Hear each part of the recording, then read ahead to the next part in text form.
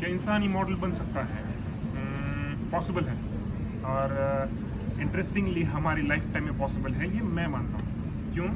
क्योंकि अगर हम पिछले 100 सालों का इतिहास खंगाल के निकालेंगे तो पिछले 100 सालों में जो भी टेक्नोलॉजिकल या फिर बायोलॉजिकल रेवोल्यूशन हुआ है, तो उसमें ये देखा गया है कि पिछले 10 साल में जितना डेवलपमेंट हुआ था, जितनी रिसर्च हुई थी, जितने आउटकम्स मिले थे सक्सेसफुल हमारे रिसर्च के, वो अगले 1 साल में होंगे। उसके बाद में पिछले 10 साल में जितना हुआ वो अगले 1 साल में हुआ, उसके बाद में पिछले 10 साल में होगा, जो हुआ था वो 1 साल में हुआ। मतलब हम कंटिन्यूसली 10x स्पीड से ग्रो कर रहे हैं एज पर द नॉलेज एंड टेक्नोलॉजी। इस मोमेंट पे हमने लगभग 90 to 95 डिसीजेस के क्योर्स ऑलरेडी ढूंढ के निकाले, और एक मोमेंट आएगा कि हम ऑलमोस्ट 100% लगभग ह्यूमंस को होने वाले सारे डिसीजेस के क्योर्स ढूंढ के निकालेंगे। अब जब हम सारे डिसीजेस के क्योर्स ढूंढ के निकालेंगे तो हमें मारने के लिए सिर्फ एक ही चीज़ रहेगी, हमारी एज माने कि हमारे सेल्स जो कंटिन्यूसली डिवाइड हो रहे हैं और उनका मेम्ब्रेन जो ख़त्म हो रहा है, मतलब एज जो हो रहा है हमारे से, तो एजिंग ये एक में रीज़न रहेगा, मतलब एक ही रीज़न रहेगा हमारे टाइम का। तो इवेंचुअली कोई उसको भी ढूंढ के निकालेगा कि एजिंग को कैसे स्टॉप किया जा सकता है, सेल्स का जो मेम्ब्रेन है उसको कैसे ख़त्म होना स्टॉप किया जा सकता है, या फिर उसको रिवर्स कैसे किया जा सकता है सेल्स की एजिंग। जब ये स्टॉप हो जाएगा तब इंसान ट्रूली इमॉर्टल हो जाएगा।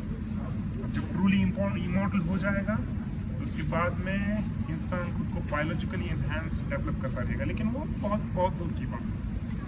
तो मैं ये इसलिए कह रहा हूँ कि बस फर्स्ट प्रिविलेज लोगों को ही वो फैसिलिटी मिलेगी। जब बर्फ़ का इन्वेंशन हुआ था, जब लोग बर्फ़ लाते थे बहुत दूर अंटार्कटिका वगैरह से, बर्फ़ जो है शिप होके आता था, तो बहुत प्रिविलेज लोगों को बर्फ़ चखने के लिए मिलता था। हर कोई चीज़ जो वैक्सीनेशन हुआ, जो हर कोई चीज़ सबसे इम्पोर्टेंट, सबसे प्रिविलेज लोगों को ही सबसे पहले मिली। और हमारी जनरेशन में प्रिविलेज मतलब पैसा।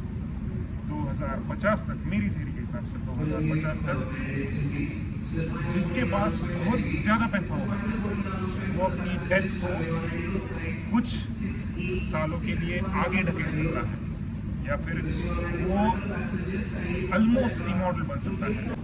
और सेम उसी तरीके से 10x रूल यहाँ पे भी अप्लाई होगा। जो सबसे ज़्यादा पैसे कमाएगा उसको ही ये प्रिविलेज मिलेगा, और 10x रूल के हिसाब से जब आप अपनी लाइफ स्पैन को थोड़ा सा एक्सटेंड कर सकते हैं कुछ पैसे खर्च करके, मतलब एक रिसर्चर है जो खुद पे रिसर्च करके, मैं डिस्क्रिप्शन में डाल दूंगा या फिर वीडियो डाल दूंगा उसका, तो मिलियंस एंड मिलियंस डॉलर्स खर्च करके वो अपनी रिवर्स एजिंग पे रिसर्च कर रहा है और अपनी एज को एक्सटेंड करने की कोशिश कर रहा है।